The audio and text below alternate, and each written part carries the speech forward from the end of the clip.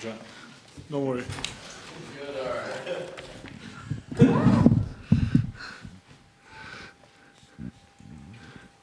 How would you describe the difference in the start that they came out with versus what you guys done first? Yeah, we didn't. Basically, it was one team playing tonight. Even the turnovers, misses, they were aggressive. They were going by us. They were rebounding the ball. They were just better. They were much better than us today, and that's the score. That's why the score is so bad. Nikola, how do you deal with their physicality when they're? It seems like you're always getting called reaction. You personally reacting. How do you deal and kind of play through their physicality if they're going to let, especially the smaller guys? I mean, just try to fight for the position as best as you can, you know, and deal with consequences. And then you fouled out in the third quarter. I think that's the first time you've had that happen in the NBA, at least. Was the last foul out of frustration to get out, or can you just talk about fouling out? No, it was just, you know, I think I wanted to set a good screen on Jamal because they were so physical, handsy on him, and it happens, you know. What impact did you feel like Jalen Williams made when they brought him in and had him on you a bit more? I mean, they had him on me even last game, so it was not the big difference in the last game. So he's there to be aggressive, to be into me, you know. So he didn't do nothing different. He was doing the same thing what he was doing last game. Nikola, this is your guys' second big loss of the postseason. What have you seen from David Adelman in terms of handling it? I mean, he handled how it's supposed to be. You know, we need to get better. We need to be better. It's not his fault. I think it's everybody's fault. I mean, it's a little bit his fault too. I mean, but it's collectively as a group, we need to be much better to not react to attack them. Nikola, you guys have had some tough playoff losses, including one last round. Can you draw on that ability to not just forget about the game, but turn the page to the next game and not dwell on the loss? I think we should not forget about it. I think we should learn from it, and be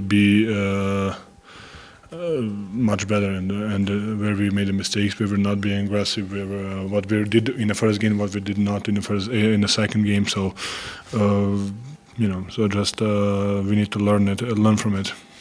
You obviously had a lot to say to Scott Foster after that fifth foul. I was just asking. I didn't say nothing. I think I just said I can ask questions. And I think Russ got a technical earlier in the game too. I think he came over. It looked like he was defending you sort of after Jalen Williams. Yeah, of got course. I into mean, you a the Russ is a great teammate. He's always going to be there, and it's always a reaction, you know. So he reacted, and he got a technical. Is it? How to say? Did he deserve it or not? That's not my to talk.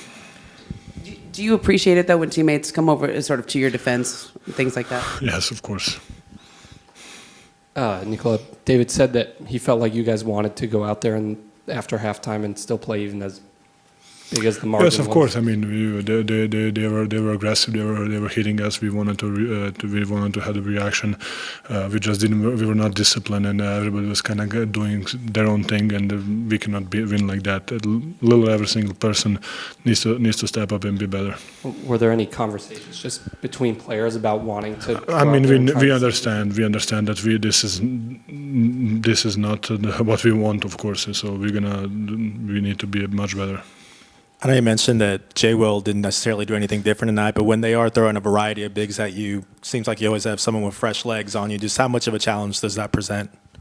I mean, since last 3-4 years, I think that's what team's doing to me. So it's not something that I didn't see before. Nikola, it's clear, and we talked to MPJ, that his shoulder's obviously limiting him. So what's it say about the effort he is giving you, knowing that he can't extend his arms all the way on offense or grabbing a ball off the glass? Or I mean, he's fighting. Of course, I think it's a good thing, and we appreciate it. But I think that cannot be excuse. So if that cannot be excused, that's my just opinion. What are your thoughts on Thunder fans booing Russ for the first time? Booing Westbrook? Yes. When? Early, like first quarter. He had a jumper. Yeah, he had a jumper in the corner.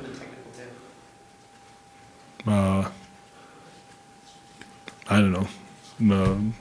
That's their problem. I really don't know what to say. Thank you, guys. Appreciate it. David, after a blowout loss to the Clippers, you stressed it's one game. It counts as one. There's a chance to respond. I assume the message, the thinking is similar? Yeah, but we got punked, and we didn't play well enough, and they came out with the right intensity, and we didn't. I thought we let some open shots early in the game affect us how we played defensively.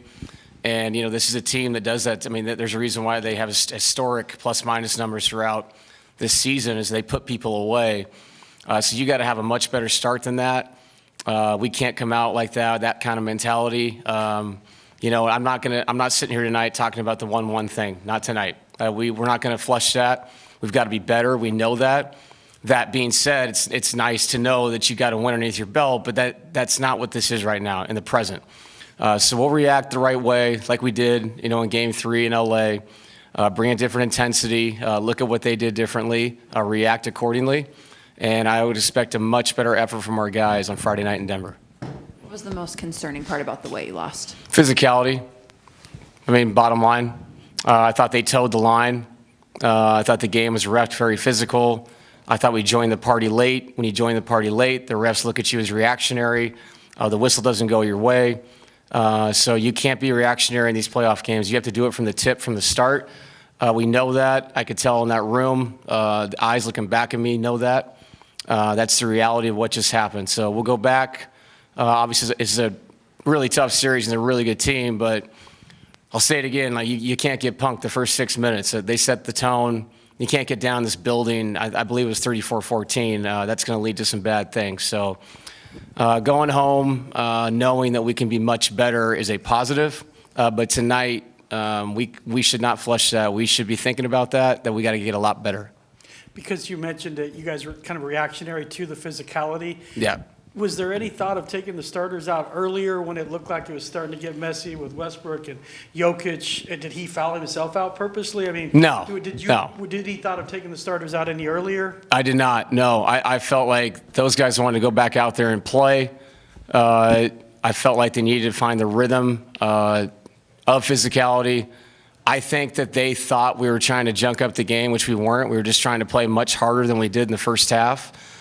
And obviously when he fouled out, got mauled out with about a minute left. They got to sit the whole quarter. They'll get to sit tomorrow, all day Friday, and get ready for Friday night. So, no, I was not just going to sit the guys at halftime. Like, that's not what we're doing here. We're going to try to get better and play, feel what it was out there. So, yeah, it's a tough loss, but it's one.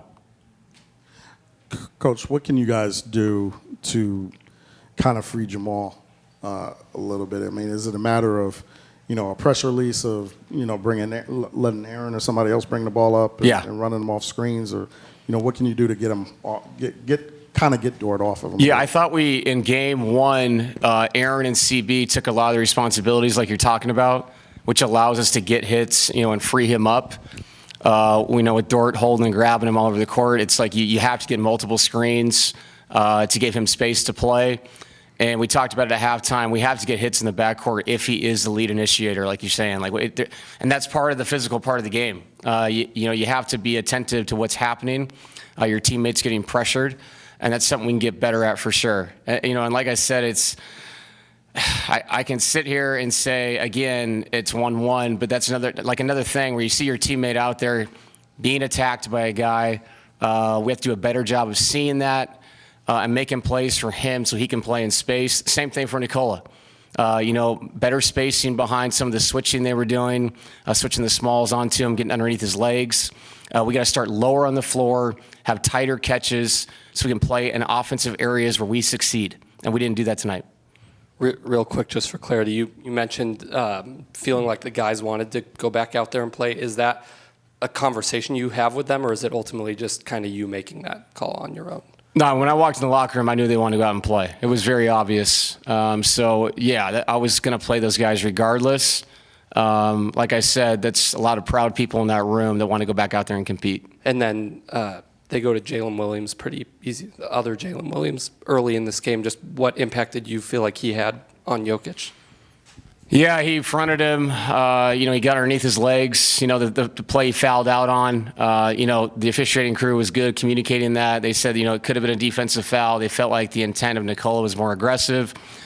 So we have to deal with that contact. And if they're going to front him, we have to space the court better.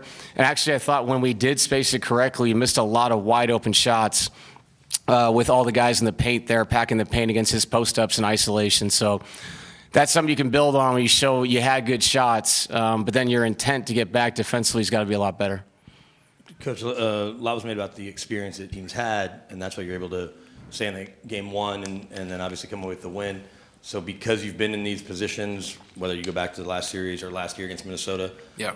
is that experience something you can rely on too? Not that you want to get your butt kicked in the playoffs, but it happened and y'all turned the page. Yeah, and I think that the guys have always responded well to it. But just because you responded well before doesn't mean you're going to. So our whole focus as a group has to be about Game 3, yes, but what are you learning from Game 2? And as a team and each individual in that room, taking a look at yourself and saying, what can I do better? Me looking at the tape, seeing what they did differently, and reacting the right way for our guys to get them more organized against things that we saw tonight. You've praised the toughness of Michael Porter Jr. a number of times. Yeah. In a physical series, where is his fitness right now, and is that affecting him? It is. And, it's funny. You can tell when he shoots it, he's having a hard time with a full release at the top of his shot. It's almost like it's stopping at 90%, 85%. And the other thing with Mike, and he's giving great effort, the two-handed rebound against this team is so important. You can't go up with one. And tonight, I mean, when I say punked, I'm talking in a basketball term. 24 fast break points, 20 second chance points.